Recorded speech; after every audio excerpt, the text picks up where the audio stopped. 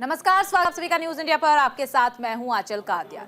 चंडीगढ़ दौरे पर वित्त मंत्री निर्मला सीतारमण, कार्यकर्ताओं ने गर्मजोशी के साथ वित्त मंत्री निर्मला सीतारमण का स्वागत किया है। बीजेपी कार्यकारिणी की बैठक में लिया हिस्सा। बीजेपी कार्यकर्ताओं के साथ चुनावी चर्चा की है। बजट को लेकर व्यापारियों से भी उनकी राय ली गई है। आज केंद्रीय वित्त मंत्री निर्मला सीतारमण चंडीगढ़ दौरे पर है। यहां वो कारोबारी और प्रशासनिक अधिकारियों के साथ उन्होंने बैठक की है, बैठक में हिस्सा लिया। साथ ही साथ बैठक में कई मुद्दों को लेकर के चर्चा की है। वहीं निर्मला सीतारमण इस बैठक में बजट को लेकर के व्यापारियों से राय लेती हुई भी नजर आई है। इसके अलावा निर्मला सीतारमण ने बीजेपी कार्यकर्ताओं के साथ भी बैठक की है। तो वहीं साथ ही आपको बता दें कि बीजेपी प्रदेश अध्यक्ष जतिंदर पाल ने बताया कि बीजेपी वरिष्ठ नेता और केंद्रीय वित्त मंत्री निर्मला सीतारमण चंडीगढ़ बीजेपी के प्रदेश कार्यक्रम की बैठक उन्होंने की है, उसकी अध्यक्षता उन्होंने की है। बैठक में महत्वपूर्ण मुद्दों पर चर्चा कर भविष्य की रणनीति भी तय की गई है, क्योंकि आपको बता दें कि जल्द ही चुनाव भी होने वाले हैं, विधानसभा चुनाव, इसलिए चर्चा को लेकर के रणनीति की गई है। इस बैठक के बाद वित्त मंत्री निर्मला सीतारमण चंडीगढ़ के व्यापारी समुदाय के साथ शहर के कई विशेष मुद्दों पर बैठक भी करेंगी। इसके अलावा आपको बता दें कि इसके बाद निर्मला सीतारमण चंडीगढ़ के बाद पंचकुला का भी रुख कर सकती है। पंचकुला में भी कई कार्यक्रम हैं जिनमें शिरकत करने के लिए वित्त मंत्री पहुंच सकती है। फिलहाल चंडीगढ़ दौरे पर है। यहां कार्यकर्ताओं ने गर्मजोशी के साथ वित्त मंत्री का स्वागत किया है। बीजेपी कार्यकारिणी की बैठक में हिस्सा लिया, बैठक की अध्यक्षता भी की। चुनावी चर्चा बैठक में करती हुई नजर आई। तो उधर मोहिंदर भगत आम आदमी पार्टी सरकार में मंत्री बनेंगे, पंजाब गवर्नर हाउस से मांगा गया है समय। ये बड़ी अपडेट इस वक्त आपको बता रही हैं। आम आदमी पार्टी से जुड़ी हुई मोहिंदर भगत, जिन्होंने हाल ही में विधानसभा का उपचुनाव जीता है जालंधर सीट से, जालंधर पश्चिम से इन्होंने जीत हासिल की है। अब समय मांगा गया है गवर्नर हाउस से। चुनाव प्रचार में सीएम मान ने ये वायदा किया था। जालंधर वेस्ट से उपचुनाव जीते हैं भगत। ये बड़ी अपडेट इस वक्त आपको बता रहे हैं। पंजाब की जालंधर वेस्ट सीट से उपचुनाव जीतने वाले मोहिंदर भगत जल्दी ही सरकार में मंत्री पद बन सकते हैं, मंत्री पद की शपथ भी ले सकते हैं, मंत्री बन सकते हैं। इसके लिए तैयारियां शुरू हो गई है।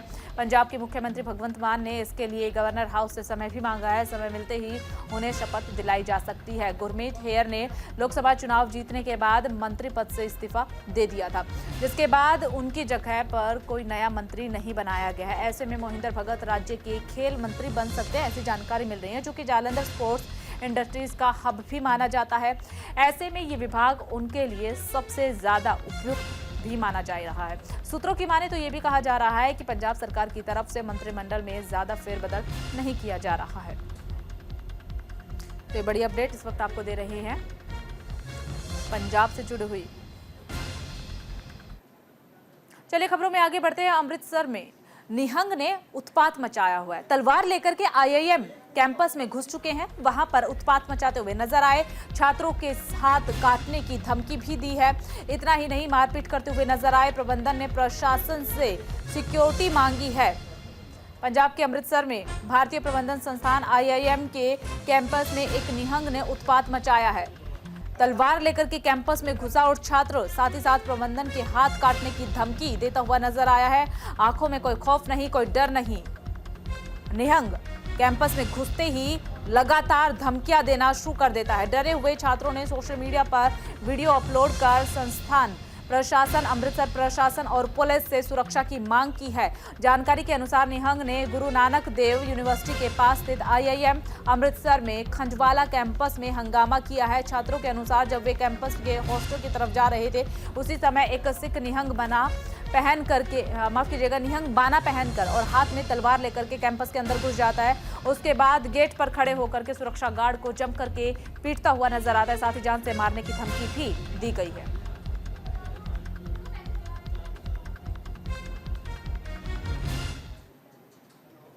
तो उधर पंजाब के भटिंडा जिले के बलहो गांव में की सोसाइटी जो है, सोसाइटी ने धान की रोपाई करने को लेकर के एक अनोखा सा फैसला लिया है। इस गांव की सोसाइटी 25 जून के बाद धान की रोपाई करने वाले किसानों को इनाम देने की बात कही जा रही है। खास बात यह है कि किसानों को इनाम 500 रुपए प्रति एकड़ के हिसाब से देने का वायदा किया गया है। यानी जो किसान जितने अधिक रकबे के 25 जून के बाद धान की बुआई करेगा, उन्हें इनाम के रूप में उतनी ही अधिक रकम मिलेगी। उसके अलावा उसके बाद भटिंडा के गांव की सोसाइटी ने 25 जून के बाद धान की रोपाई करने वाले किसानों को 500 रुपये प्रति एकड़ के हिसाब में लाखों रुपए भी बांटे हैं, जिससे कि किसानों में उत्साह जो है वो देखने को मिल रहा है। साथ ही साथ किसान एक दूसरे को अपनी खुशी भी जाहिर करते हुए नजर आ रहे हैं। वहीं Punjab state power corporation limited के चेयरमैन ने इस मौके पर कहा है कि गाँव का बड़ा अच्छा फैसला था ये। मानसून के सीजन में धान की खेती करना और ऐसा करने वाले किसानों को 500 रुपये प्रति एकड़ के हिसाब से इनाम देना, इससे किसानों में उत्साह जो काफ़ी बढ़ गया है। केवल सरकार पर निर्भर न रह करके ऐसे काम करते रहने चाहिए।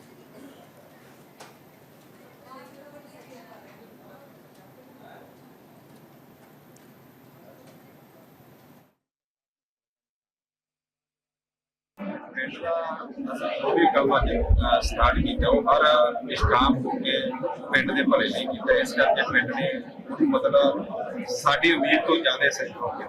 हर काम के पिंड वध तो वध सहयोग करता है, इस करके ही साडा हर काम सफल हो जाता है। तो सानू ये उम्मीद है कि असीं अगे भी इदां दे काम करते रहांगे। पिंड नहीं पूरा पंजाब इदां दा सहयोग करता रहेगा। और इस बीच बड़ी अपडेट आपको बता दें, पंजाब में जारी हुए नए ट्रैफिक नियम। कार की सनरूफ खोल मस्ती पर रोक लगा दी गई है। नए नियम जारी किए गए हैं ट्रैफिक के। पंजाब के एडीजीपी ने ये आदेश जारी किया है। वीडियो सामने आया तो कार्रवाई की जाएगी। जिस तरीके से इन दिनों हम देख रहे हैं कि सोशल मीडिया पर रील्स बनाने के लिए, वीडियो बनाने के लिए युवा जो है वो अलग अलग तरह की एक्टिविटीज करते हुए नजर आते हैं, जिनके वीडियो लगातार सोशल मीडिया पर वायरल भी हो रहे हैं। ऐसे में अब ट्रैफिक नियम जो है वो जारी हुए हैं। नए ट्रैफिक नियम जारी किए गए हैं कि अगर चलती कार की सनरूफ खोल करके उसके अंदर खड़े होने और मौज मस्ती करने वाला कोई भी पाया जाता है तो उसके खिलाफ सख्त से सख्त कार्रवाई की जाएगी। पुलिस अब ऐसे लोगों के खिलाफ कार्रवाई करना शुरू कर रही है। इस संबंध में पुलिस की तरफ से आदेश जारी कर दिए गए हैं। इस पर नजर रखने के लिए सभी जिलों में एक विशेष टीम भी बनाई गई है। इसके पीछे का जो उद्देश्य है वो है सड़क हादसों को रोकना, क्योंकि लगातार वीडियो बनाने के चक्कर में लोग इस बात का भी अंदाजा नहीं लेते हैं कि पीछे से बाइक आ रही है, गाड़ी आ रही है या फिर आगे से क्या आ रहा है, और ऐसे में जाने अनजाने में एक बड़ी दुर्घटना भी हो जाती है। साथ ही पुलिस ने अधिकारियों को निर्देश दे दिए हैं कि अगर इससे संबंधित कोई भी शिकायत या फिर वीडियो सामने आता है तो फौरन तत्काल प्रभाव से कार्रवाई की जाए, प्राथमिकता के आधार पर कार्रवाई की जाए। बेंगलुरु की तर्ज पर अतिरिक्त पुलिस महानिदेशक एडीजीपी की तरफ से ये आदेश जारी किए गए हैं। पुलिस विभाग के जानकारों के मुताबिक ये ट्रेंडी फीचर कार कंपनियों ने लोगों की सुविधा के लिए दिया था, लेकिन कई युवा इस चीज का गलत इस्तेमाल करते हुए नजर आ रहे हैं। ऐसे में भारी जुर्माना भी लगाया जा सकता है। देखिए, कार्रवाई तो होगी, लेकिन साथ ही साथ जुर्माने का भुगतान भी आपको करना पड़ सकता है।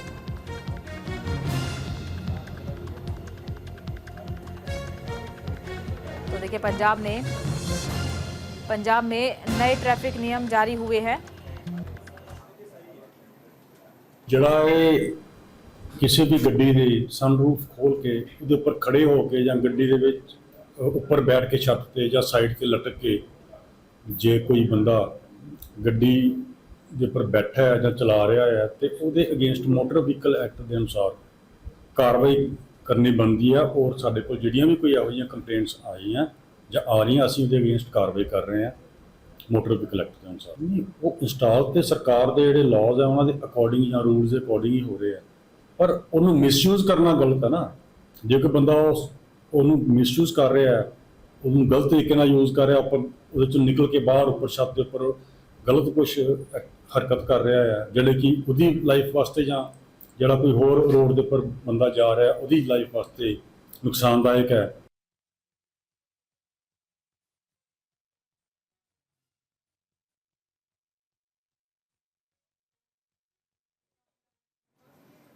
चलिए खबरों में आगे बढ़ते हैं। इस बीच बड़ी अपडेट आपको बता दें, हरियाणा बीजेपी के नए अध्यक्ष की ताजपोशी मोहन लाल बड़ोली है। बीजेपी के नए अध्यक्ष हरियाणा सीएम की मौजूदगी में पदभार संभाला है। भूपेंद्र हुड्डा के गढ़ में बड़ोली की ताजपोशी है। बड़ी अपडेट हरियाणा से इस वक्त आपको बता रहे हैं। हरियाणा बीजेपी के नए प्रदेश अध्यक्ष मोहन लाल बड़ोली ने रोहतक स्थित प्रदेश कार्यालय में पदभार संभाला है। इस दौरान उनके साथ सीएम नायब सिंह सैनी भी मौजूद रहे हैं।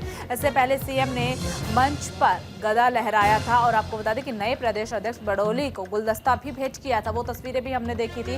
और जब पदभार संभाल रहे थे उस वक्त भी सीएम सैनी मौजूद रहे थे, तमाम कार्यकर्ता भी उस वक्त मौजूद रहे थे। सीएम नायब सिंह सैनी ने कहा कि नए अध्यक्ष मोहन लाल बड़ोली को ढेर सारी शुभकामनाएं। इस दौरान उन्होंने बड़ोली को अपने पास भी बुलाया, हाथ उठा करके कहा कि ये भी मेरे जैसा ही है, चिंता मत करो। आपको बता दें कि मोहनलाल बड़ोली को 9 जुलाई को बीजेपी अध्यक्ष बनाया गया था। इससे पहले 2020 में बड़ोली को बीजेपी सोनीपत का जिला अध्यक्ष नियुक्त किया गया था। इसके अलावा 2021 में उन्होंने प्रदेश महामंत्री के रूप में भी काम किया है, बागडोर संभाली है, उस टीम में भी वो शामिल हुए थे। कौन है बीजेपी के नए अध्यक्ष, ये भी आपको बताएंगे। फिलहाल ये बड़ी अपडेट इस वक्त आपको बता देते हैं कि रोहतक स्थित कार्यालय में उन्होंने पदभार संभाला है। ज्यादा जानकारी के लिए ग्राउंड जीरो का रुख कर लेते हैं। ग्राउंड जीरो से सहयोगी वीणा अरोड़ा जुड़ी है। वीणा, मोहनलाल बड़ोली ने आज पदभार संभाल लिया है, सबसे पहले जानकारी विस्तार से दीजिए। जी पूजा, हरियाणा के जो नए प्रदेशाध्यक्ष मोहनलाल बड़ोली हैं, उन्होंने आज अपना पदभार जो है संभाला है। 9 जुलाई को इनको प्रदेशाध्यक्ष किया गया था और आज 14 जुलाई को इन्होंने अपना पद ग्रहण जो आज लिया है। तो रोहतक में जो है ये कमल भाजपा का जो कार्यालय था, मंगल कमल में ये कार्यक्रम का आयोजन किया गया था, जो कि भाजपा की ओर से किया गया था। और इसमें पूरी भाजपा के जो कोर कमेटी के जो लोग थे वो सब शामिल थे। इसके अलावा पूरा कैबिनेट भी वहाँ पर शामिल था। और मुख्यमंत्री जो मुख्यमंत्री है वो यहाँ पर नायब सैनी यहाँ पर मौजूद थे। जब मंच पर पहुंचने के बाद जब मुख्यमंत्री ने यहाँ पर मोहनलाल बड़ोली को मंच पर इनको मुबारकबाद दी, उनको पटका पहनाया और मंच पर खड़े होकर गदा भी फहराई और इनका शुभकामनाएं भी दी। इसके अलावा जब मोहनलाल बड़ोली मंच पर आए तो मुख्यमंत्री नायब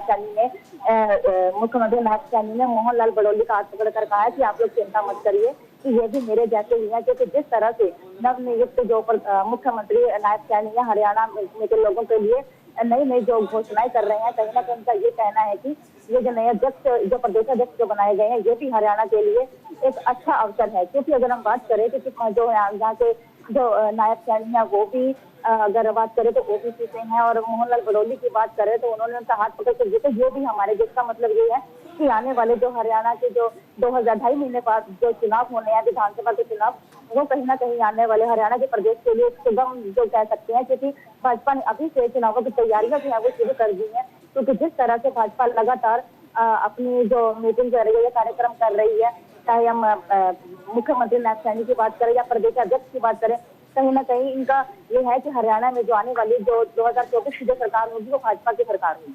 चलिए ठीक है विनय, एक चीज आपसे जानना और समझना चाहेंगे। मोहनलाल बड़ोली ने लोकसभा चुनाव में हार का सामना किया, उसके बाद भी प्रदेश अध्यक्ष नियुक्त करना, ये फैसला कहां तक सही है? और प्रदेश अध्यक्ष यानी कि मोहनलाल बड़ोली के सामने अब कौन कौन सी चुनौतियां सामने आ सकती है? विधानसभा चुनाव नजदीक और जो सर्कमस्टांस, जो समीकरण फिलहाल हरियाणा के नजर आ रहे हैं वो कहीं ना कहीं कांग्रेस पार्टी की तरफ इशारा कर रही है। तो चुनौतियां कितनी रहने वाली है मोहनलाल बड़ोली के सामने?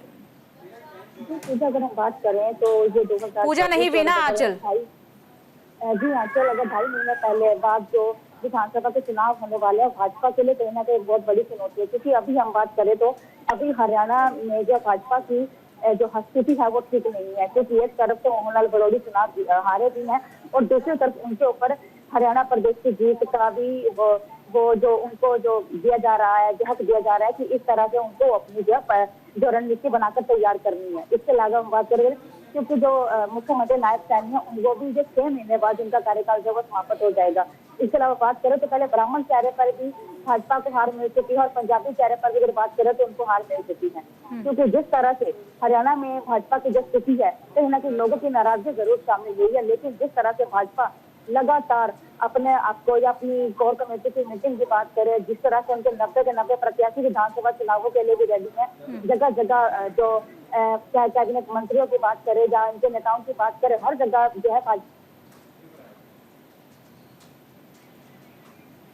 ठीक है वीणा, आप बने रहिएगा हमारे साथ, आगे भी आपसे जानकारी लेंगे। और इस बीच एक और बड़ी अपडेट आपको बता दें, सीएम नायब सिंह सैनी का सोनीपत दौरा, करोड़ों की परियोजनाओं का शिलान्यास सीएम सैनी ने किया है। 112 करोड़ की योजनाओं का उद्घाटन सीएम सैनी ने किया है। एक पेड़ मां के नाम के तहत किया पौधारोपण। बीजेपी प्रदेश अध्यक्ष और खेल मंत्री भी इस दौरान मौजूद रहे हैं। हरियाणा के सीएम नायब सिंह सैनी सोनीपत पहुंचे और सोनीपत के गाँव भैरा बांकीपुर में वीर शिरोमणि महाराणा प्रताप की प्रतिमा का अनावरण भी सीएम सैनी की तरफ से किया गया है। आपको बता दें कि सीएम सैनी ने 112 करोड़ रुपए की विभिन्न विकास परियोजनाओं का उद्घाटन शिलान्यास किया है। साथ ही साथ सीएम सैनी ने एक पेड़ मां के नाम के तहत पौधारोपण भी किया है। सीएम सैनी के साथ बीजेपी प्रदेश अध्यक्ष मोहनलाल बड़ोली, खेल मंत्री संजय सिंह भी मौजूद रहे हैं।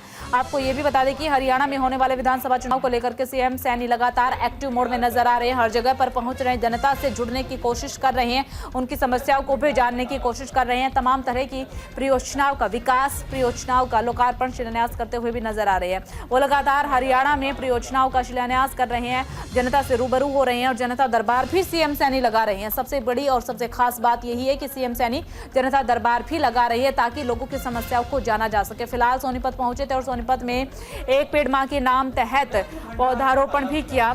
इसके अलावा कई करोड़ की विकास परियोजनाओं का लोकार्पण, शिलान्यास भी सीएम सैनी ने किया। आपको बता दें कि नए प्रदेश अध्यक्ष मोहनलाल बड़ोली भी उनके साथ उपस्थित रहे और खेल मंत्री संजय सिंह भी इस दौरान मौजूद रहे। तस्वीरें जो आप देख रहे हैं सोनीपत की ही दिखा रहे हैं आपको। जब पहुंचे थे सोनीपत में और 112 करोड़ की योजनाओं का लोकार्पण, शिलान्यास सीएम सैनी ने किया। वहां मौजूद जनता से भी रूबरू हुए, हाथ मिलाते हुए तस्वीरों में नजर आ रहे हैं। देखिए, सीएम सैनी के कंधों पर भारी जिम्मेदारी पड़ी हुई है। अब से कुछ ही महीनों बाद हरियाणा में विधानसभा चुनाव है और विधानसभा चुनाव में जीत हासिल करना एकमात्र लक्ष्य भारतीय जनता पार्टी का है।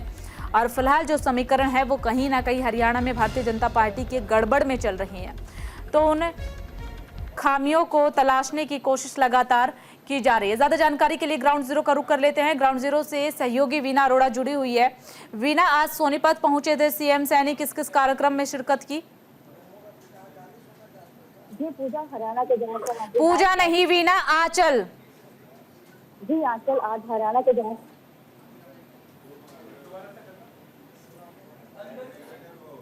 लगभग 112 करोड़ की जो परियोजना कार्य पूरा था और उसको लोगों को सरेंडर किया है। और अगर हम बात करें तो वहाँ पर मुख्यमंत्री नायब टेक्निक के वहाँ पर पहुंचने पर लोगों द्वारा उनका कुछ स्वागत किया गया और परियोजना वहाँ पर चलाई गई है। एक पेड़ वहाँ को लेकर भी वहाँ पर लोगों द्वारा बहुत सराहा गया है, क्योंकि इस तरह वहाँ पर बच्चे लोगों जो वहाँ पर मौजूद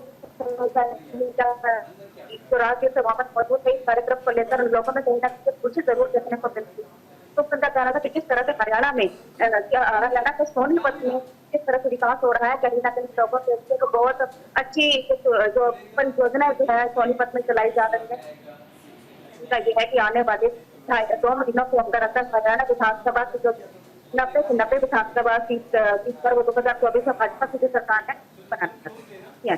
चलिए ठीक है वीणा, एक चीज आपसे समझना चाहेंगे, जिस तरीके से सीएम सैनी लगातार हर जिले में पहुंच रहे हैं हरियाणा के, वहां की जनता से जुड़ने की कोशिश कर रहे हैं। हाल ही में एक अभियान की शुरुआत भी की कि जनता दरबार लगाया जाएगा, दरबार में ही समस्याओं को सुना जाएगा। और हम इसके अलावा ये भी देख रहे हैं कि जगह जगह जाकर के कई करोड़ों की विकास परियोजनाओं का लोकार्पण, शिलान्यास भी किया जा रहा है। विधानसभा चुनाव है अब से कुछ ही महीनों बाद, कितना असर पड़ने वाला है इन योजनाओं का और जिस तरीके से अब जनता दरबार लगा करके लोगों की समस्याएं सुनने का काम किया जा रहा है, इन सभी चीजों का कितना असर विधानसभा चुनाव में देखने को मिल सकता है?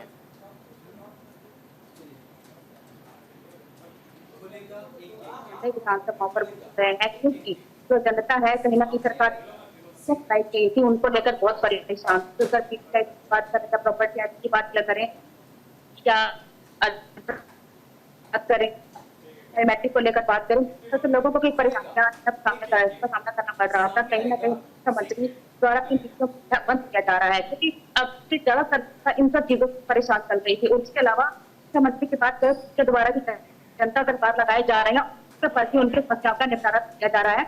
और मुख्यमंत्री द्वारा जितने भी जमुना हरियाणा की बात तो हर जिलों में जिला उपायुक्त को बोला गया है कि जिलों में रोजाना 2 घंटे के लिए जनता दरबार लगाए और सुने और मौके पर ही उनका समाधान करे। अगर ऐसे जनता दरबार नहीं लगाता है या उस समस्या का निवारण नहीं किया जाता, उनके खिलाफ सख्त कार्रवाई भी की जा सकती है। लेकिन जिस तरह से हरियाणा के मुख्यमंत्री द्वारा इस तरह की योजनाएं चला जा रही है, कह सकते हैं कि हरियाणा में जो कई महीने बाद चुनाव हरियाणा में है, वो कहीं ना कहीं हरियाणा की जो स्थिति है कहीं भाजपा की, उसमें सुधार हो रहा है। क्योंकि यानी कि घोषणाएं कुल जो मिलाकर के बिना ये कहा जा सकता है कि जो कदम फिलहाल सीएम सैनी उठा रहे हैं उनका असर धरातल पर नजर आ रहा है और विधानसभा चुनाव में कहीं ना कहीं फायदा मिल सकता है। बहुत बहुत शुक्रिया वीना आपका तमाम जानकारी साझा करने के लिए। चलिए खबरों में आगे बढ़ते हैं। हरियाणा के पूर्व मुख्यमंत्री और विधानसभा में कांग्रेस प्रतिपक्ष नेता भूपेंद्र हुड्डा ने पेरिस ओलंपिक में भारत का प्रतिनिधित्व करने गए खिलाड़ियों को ढेर सारी शुभकामनाएं दी है। साथ ही साथ मौजूदा हरियाणा सरकार पर कटाक्ष भी किया है। उन्होंने कहा कि हमने युवाओं को खेल की तरफ ले जाने का काम किया ताकि युवा जो है वो नशे से बच सके और अपनी जो रुचि है वो खेल जगत में दिखा सके। लेकिन मौजूदा सरकार युवाओं को खिलाड़ी नहीं नशेड़ी बनाने का काम कर रही है। उन्होंने इस बात का जिक्र भी किया कि कांग्रेस सरकार के दौरान बनी खेल नीति की वजह से प्रदेश खिलाड़ियों के लिए जाना जाता था। मौजूदा सरकार ने उस खेल नीति में बदलाव कर खिलाड़ियों को कैश अवार्ड तक रोक दिए हैं। आपको बता दें कि सरकार को चाहिए कि जिस भी खिलाड़ी को जो अवार्ड दिया जाता है, जो अवार्ड बनता है, उसे वो अवार्ड दिया जाना चाहिए। ये जिम्मेदारी सरकार की बनती है, ऐसा नेता प्रतिपक्ष भूपेंद्र सिंह हुड्डा का कहना है। सदियों से रेत में दबा रहा मंदिर। अंबाला में आज राहगीर कार्यक्रम का आयोजन किया गया है। राहगीरी में हरियाणा के मुख्यमंत्री सैनी ने भी शिरकत की है। इस दौरान प्रदर्शनी का निरीक्षण करते हुए मुख्यमंत्री और राज्य मंत्री असीम गोयल ने साइकिल चला करके स्वस्थ रहने के प्रति प्रेरित लोगों को किया है। संबोधन के दौरान मुख्यमंत्री ने पेड़ लगाने वाले वन मित्रों को पेड़ लगाने और देखभाल करने के लिए एक तय राशि देने का भी ऐलान किया है। इस दौरान भारी संख्या में छात्र छात्राओं ने हिस्सा लिया इस प्रोग्राम में और 23 विभागों ने प्रदर्शनी भी लगाई है। युवाओं को जागरूक करने का काम लगातार सीएम सैनी सरकार की तरफ से किया जा रहा है। अंबाला के निवासियों को, हमारे यहाँ के लोकप्रिय विधायक, हरियाणा सरकार के मंत्री असीम गोयल जी और हमारे पुलिस प्रशासन के अधिकारी और हमारे प्रशासनिक अधिकारी, पंचायत विभाग के अधिकारी और सभी विभागों ने जो अलग अलग, चाहे सेल्फ हेल्प ग्रुप है, चाहे हमारे युवा साथी हैं, उन्होंने भी अपनी प्रतिभा का लगभग 23 आइटमें ऐसी थी, उनका यहाँ पर प्रदर्शन किया है राहगिरी कार्यक्रम में, क्योंकि एकता और प्रेम की भावना झलकती है।